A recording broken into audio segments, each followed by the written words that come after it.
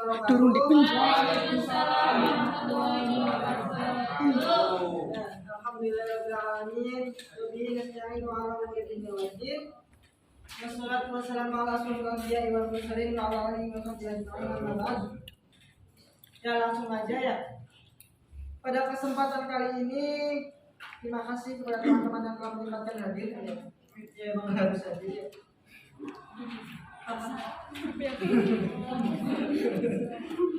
Ya, mungkin langsung aja kami dari kelompok 2 akan mempresentasikan materi mengenai apa aja kawan-kawan? Yang pertama, nah, yang kedua, apakah Nabi dan keluarganya didukung oleh pangkat keturunan? ya, ketiga, ya, itu materi yang akan kami sampaikan pada kesempatan kali ini. Mungkin langsung saja saya serahkan ke pemateri yang pertama, yaitu saudari Devi. Ya, kepada Devi saya persilakan. Baik, saya akan bacakan makro terlebih dahulu. Bismillahirrahmanirrahim. Islamu, maksudnya Islam, Hamzah, wa Umar, dan Umar. Kisanati pada tahun al-khamisati kelima selama masa Islam lagi dua orang laki-laki min kibari dari besar atau pemuka Quraisy masyhurani, mereka terkenal bil quwwati dengan kekuatannya, wasyaja'ati dan keberaniannya, wa huma, dan mereka adalah Hamzah paman Nabi Sallallahu Alaihi Wasallam, wa Umar bin Al-Khattab, kemudian Umar bin Al-Khattab. Tadi yang kedua Al-Khulafaur Rasyidin. Wakana, dan pada saat itu Umar qabla Islami, sebelum masuk Islam, min a'dami al-mu'aridina, dari penentang terbesar dari Islami pada Islam, al-muntakimina, dan pembela bima aslama terhadap Islam. Fa'anzallah, dan lalu Allah memuliakan Islam bil islamihima, dengan keislamannya. Wakana, dan pada saat itu al-muslimuna, kaum muslimin atau umat Islam, pada waktu pada waktu itu arba'ina 40 rajulan laki-laki, wahida asyarata 11 imra'atan perempuan. Ya, terima kasih kepada saudari Devi. Selanjutnya yaitu makro yang selanjutnya akan disampaikan oleh saudara Ridho Yusril Syah. Padanya saya persilakan.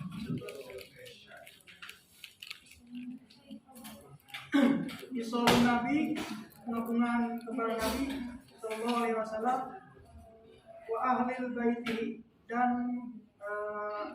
ahli baiti keluarganya. Lama ro'at Quraisy, takala ro'at melihat Quraisy, orang-orang Quraisy, intisarul Islam, tersiarnya Islam fil qabaili, di antara kabilah-kabilah, azamu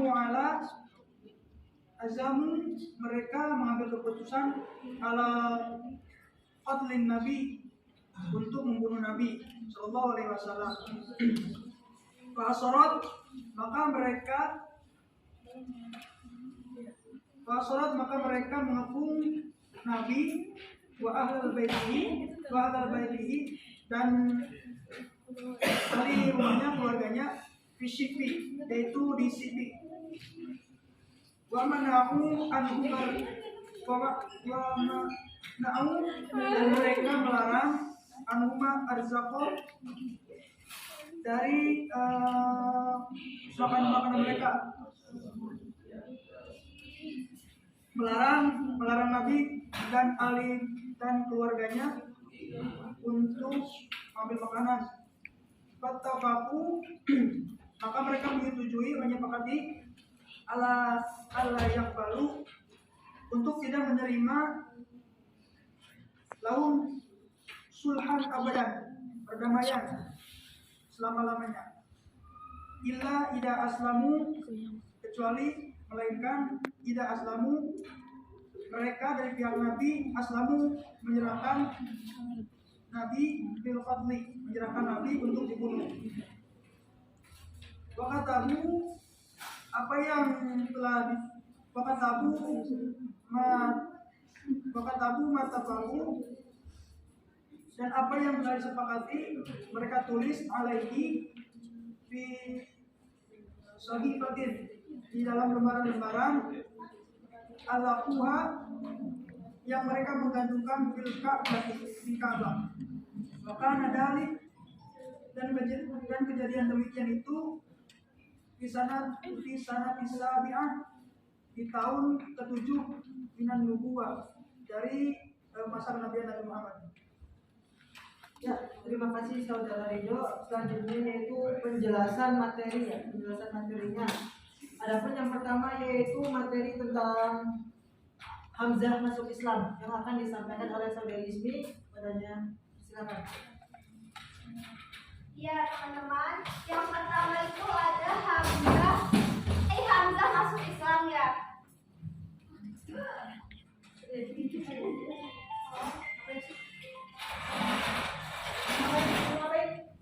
Nah, Hamzah masuk Islam. Nah, Hamzah itu siapa sih teman-teman? Hamzah itu adalah anak dari Abdul Muthalib, paman dari Nabi Muhammad SAW. Awal mulanya Hamzah masuk Islam itu ketika salah satu peristiwa ya, di mana saat itu peristiwa itu Abu Jahal bertemu dengan Nabi Muhammad di Bukit Sofa. Nah, ketika pertemuan itu Abu Jahal tuh kayak mengganggu Nabi Muhammad dan mencaci maki beliau. Tetapi pada saat peristiwa itu Nabi Muhammad tuh tidak membalas apa yang diperlakukan oleh Abu Jahal gitu. Nah, pada saat peristiwa itu singkatnya ya, pada saat peristiwa itu ada yang melihat kejadian itu, yaitu seorang anak perempuan dari Abdullah bin Ja'ad. Nah, terus si anak perempuan ini tuh mengabarkan kepada Hamzah. Nah, pada saat mendengar berita itu Hamzah tuh tidak menerima bahwa ada salah satu keluarganya yang diperlakukan tidak baik oleh Abu Jahal. Nah, terus langsunglah amarah beliau memuncak. Terus Abu Jahal. Terus Hamzah tuh langsung menemui Abu Jahal dan menghajar beliau. Ini memukul beliau. Nah, setelah peristiwa itu Hamzah itu mulai mempelajari agama Islam kepada Nabi Muhammad langsung gitu. Terus Hamzah masuk Islam pada tahun 616 Masehi, pada saat tahun ke-6 kenabian. Nah, terus Hamzah itu wafat pada perang Uhud pada tahun 625 Masehi. Sekian, terima kasih teman-teman. Ya, terima kasih kepada saudari Ismi. Selanjutnya yaitu Umar masuk Islam ya, yang akan disampaikan oleh saya sendiri. Umar itu masuk Islam 3 hari setelah Hamzah masuk Islam ya. Adapun sebelum itu juga Nabi itu pernah berdoa dalam hadis Tirmizi, yang hadis ini disahihkan, ya hadis sahih lah. Hadisnya tuh Nabi pernah doa, ya Allah, tolong kokohkanlah Islam dengan salah satu orang yang bernama Umar yang paling engkau cintai gitu. Jadi kan pada masa itu tuh ada 2 orang yang bernama Umar. Yang pertama itu Umar bin Khattab, yang kedua yaitu Umar bin Hisham. Umar bin Hisham siapa? Umar bin Hisham itu ya Abu Jahal. Karena 2 orang ini adalah orang yang paling berpengaruh pada masa itu, orang yang paling disegani, orang yang paling ditakuti, dan orang yang paling berpengaruh lah pada masa itu. Jadi Nabi itu pernah berdoa, ya Allah, tolong kokohkanlah Islam dengan salah satu orang yang bernama Umar ini yang paling kau cintai gitu. Dan ya Allah masih jawabannya dengan ya Umar bin Khattab ini, bahwa Allah itu lebih mencintai Umar bin Khattab daripada Abu Jahal gitu. pada awal-awal Islam masuk juga sebenarnya Umar tuh udah kagum dengan Islam. Kan apa ya? Umar kan orangnya temperamen. Dia pas awal-awal tahu bahwa Islam itu hadir, dia setiap ketemu orang Islam itu selalu dicaci, dicela, disiksa, pokoknya selalu begitu. Tapi apa sih yang ada di pikiran Umar tuh? Kenapa umat Islam ini nggak ada balasan gitu tuh? Dia tetap tabah, dia tetap sabar, dia tetap teguh dengan pendiriannya. Itu yang bikin Umar kagum sama Islam. Hingga akhirnya apa ya? Ya itu tuh terus mengganggu pikiran dia gitu tuh. Di satu sisi dia itu udah terlalu mencintai agama dari nenek moyangnya. Di sisi lain dia juga merasa bahwa dia itu apa ya? Udah mulai kagum dengan Islam dan udah mulai tumbuh benih-benih itu. Adapun di lain waktu juga pernah dikisahkan bahwa pada suatu malam Umar tuh gabut di rumah. Terus Umar keluar ke Mekah, pokoknya ke jalan-jalan. Umar tuh mampir ke Ka'bah, dan ketika membuka Ka'bah itu ada Nabi yang lagi sholat. Pada saat itu Nabi lagi baca surat Al-Haqqah. Nah, Umar tuh mendengarkan Nabi dengan penuh dengan seksama, hingga Umar tuh dalam hatinya bilang, indah banget ya gitu, indah banget ternyata Al-Quran ini, indah banget ayat-ayat ini diciptakan, pasti ayat-ayat ini tuh diciptakan oleh penyair yang hebat gitu. Umar tuh bilang begitu. Tapi qadarullah pas banget pas Umar habis bilang begitu, Nabi tuh nyampe di surat Al-Haqqahnya ayat 40-41, seakan-akan menjawab apa yang tadi yang Umar bicarakan. 40-41 tuh ayatnya, innahu laqaulu rasulun karim wa ma huwa biqauli syair wa qalilan ma ta'lamun.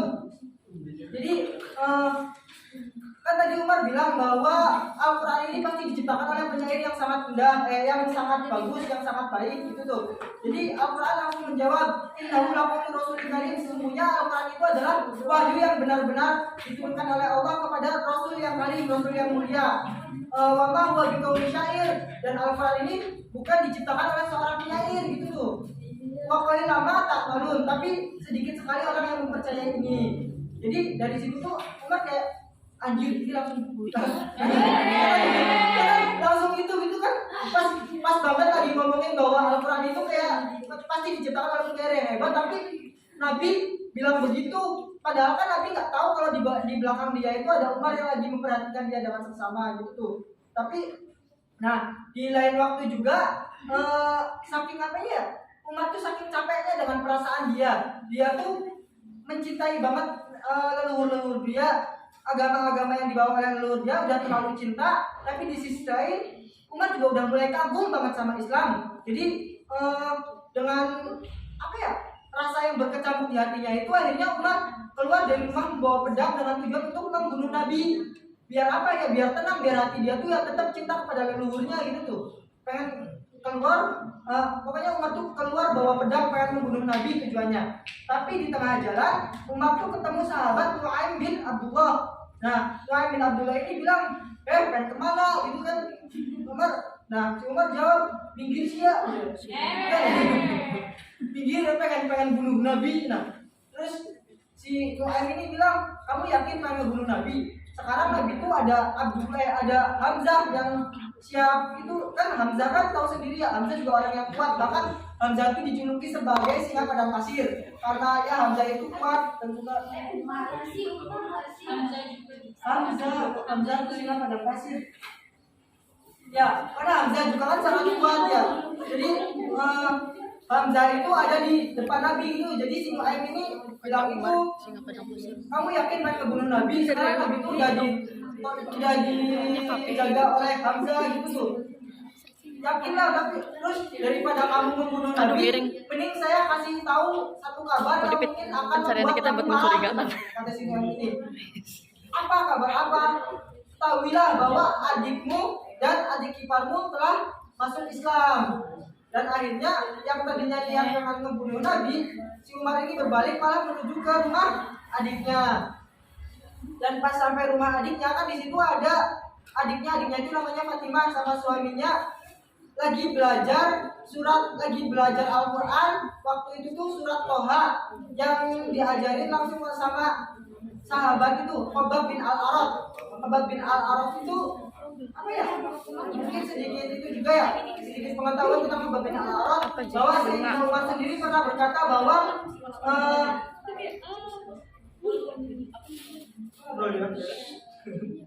ya, sahabat Umar sendiri pernah berkata bahwa Khabbab Al-Arad ini adalah apa sih?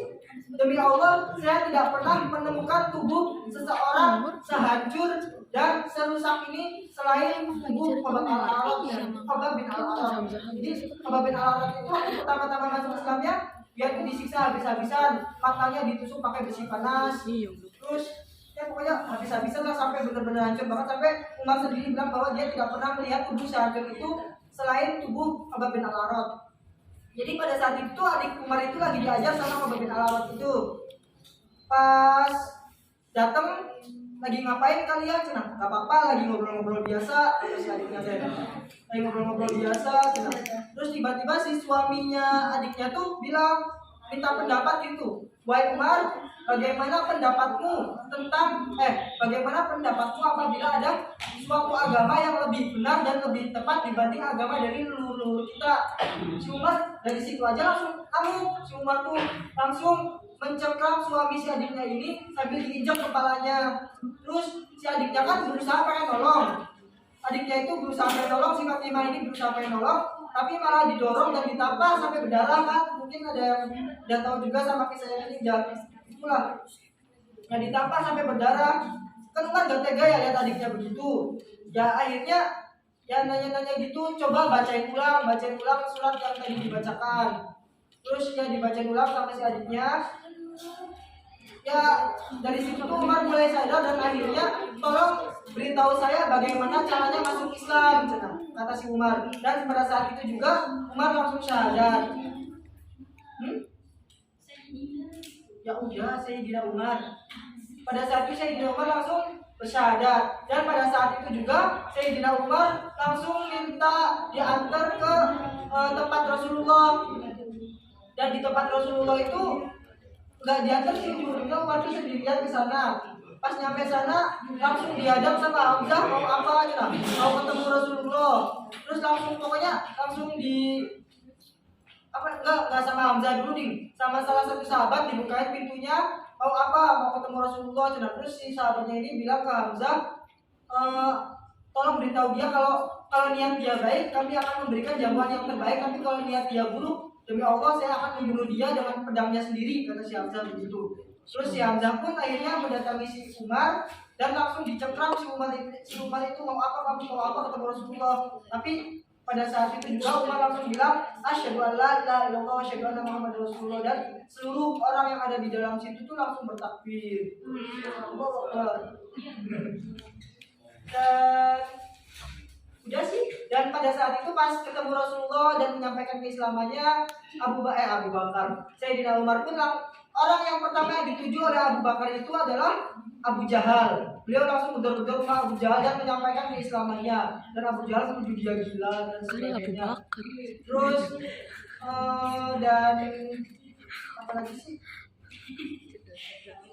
Oh iya, dan kan ayat tentang untuk berdakwah secara terang-terangan itu adalah sebenarnya itu tuh saran dari Umar ya. Ya Rasulullah, apakah agama ini benar? Ya, kata Rasulullah. Jika emang agama ini benar, kenapa kita terus-terusan berdakwah secara sembunyi-sembunyi? Kata si Umar.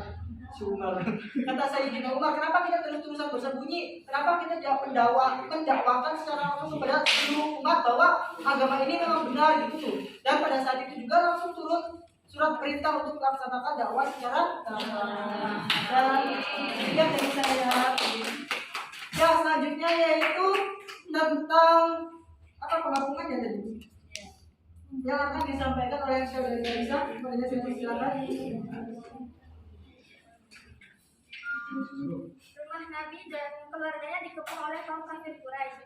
Ujian yang dihadapi oleh Nabi Muhammad dan kaum muslimin dan para sahabat diboikot oleh kaum kafir Quraisy yang dipimpin oleh Abu Jahal selama 3 tahun. selama 3 tahun itu bukanlah waktu yang singkat karena kondisi Nabi Muhammad dan kaum muslimin dalam kondisi yang terasingkat, terpenjara dan tersiksa dengan ketiadaannya makanan dan kebutuhan pokok. Abu Jahal dan kaum kafir Quraisy sangat memusuhi Nabi Muhammad dan para sahabatnya. Karena pada saat itu dakwah Islam yang semakin pesat di kalangan Mekah. Lalu kaum kafir Quraisy ini memboikot Nabi Muhammad dan para sahabatnya itu di Syiah zamannya Abu Thalib yang letaknya di Bukit Ubay bagian sebelah timur Mekah dekat dengan Bukit Sofa. Lalu Abu Jahal dan kaum kafir Quraisy ini mengancam Abu Thalib bahwa akan membunuh Rasulullah. Dan Abu Thalib ini menyatukan Bani Hashim dan Bani Abi Thalib untuk menjaga Nabi secara mati-matian apapun resikonya. Lalu kaum kafir Quraisy ini mengetahui akan perkumpulan tersebut dan kaum kafir Quraisy ini berkumpul di Bani Kinana di lembah Al-Mushib melakukan menulis perjanjian Sohibah. Perjanjian Sohibah itu ada 4. Yang pertama itu mereka tidak menikahi wanita-wanita dari Bani Hashim dan Bani Abi Thalib. Yang kedua, mereka tidak menikahkan putra-putri mereka terhadap Bani Hashim dan Abi Thalib. Yang ketiga, mereka tidak membeli apapun dari Bani Hashim dan Bani Abi Thalib. Dan yang terakhir, mereka tidak menjual apapun kepada Bani Hashim dan Bani Abi Thalib. Pada suatu hari, ada Hakim bin Hizam membawa gandum untuk Sayyidina Khadijah, yaitu bibinya Sayyidina Khadijah, istri Rasulullah, tetapi dicegah oleh Abu Jahal. Kemudian untungnya itu ada Al-Bukhari yang menengahi dan meloloskan Hakim ini bisa memberikan gandum tersebut kepada Sayyidina Khadijah.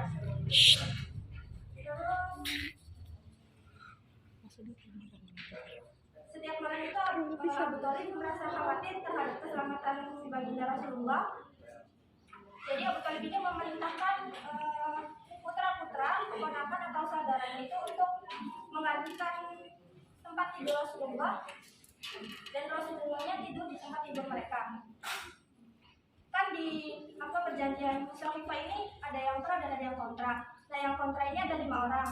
Ada Zuhair, ada Hisham, Jama'ah, Al-Mut'im dan Al-Bukhari. Mereka berlima ini sepakat untuk merobek perjanjian Sohibah tersebut. Lalu keesokan harinya mereka berlima membuat strategi dan Zuhair menggunakan pakaian kebesarannya mengelilingi Ka'bah sebagai tawaf ya. Dan beliau Zuhair ini berpidato di samping Ka'bah. Zuhair berkata, wahai penduduk Mekah, tidakkah kalian merasa kasih kepada Bani Hashim dan Abu Thalib? Bani Hashim dan Abu Thalib yang merasakan penderitaan, sedangkan kalian bisa makan dan merasakan ibadah dengan tenang. Di mana hati nurani kalian? Demi Allah, saya didatangkan dengan perjanjian Sohibah tersebut. Lalu Abu Jahal yang mendengar hal tersebut berkata, janganlah percaya kepada Zuhair, dia pembohong. Terus Zam'ah ini memotong pembicaraan mereka. Zam'ah berkata, sesungguhnya yang berbohong adalah Abu Jahal, karena kita tidak setuju dengan isi dari perjanjian Sohibah tersebut. Lalu datanglah Abu Thalib membawa pesan dari Rasul. Isi pesannya itu bahwa Allah Subhanahu wa Ta'ala telah mengirimkan rayap-rayap untuk memakan isi perjanjian Sohibah tersebut, kecuali lafaz Allah. Dan Zam'ah mengecek Sohibah tersebut, ternyata benar rayap-rayap tersebut dimakan oleh ternyata benar perjanjian tersebut dimakan oleh rayap kecuali tulisan Allah. Terus kaum kafir Quraisy pun akhirnya membatalkan isi perjanjian tersebut. Dan akhirnya Nabi Muhammad, kaum muslimin dan para sahabat bisa beraktivitas seperti biasanya.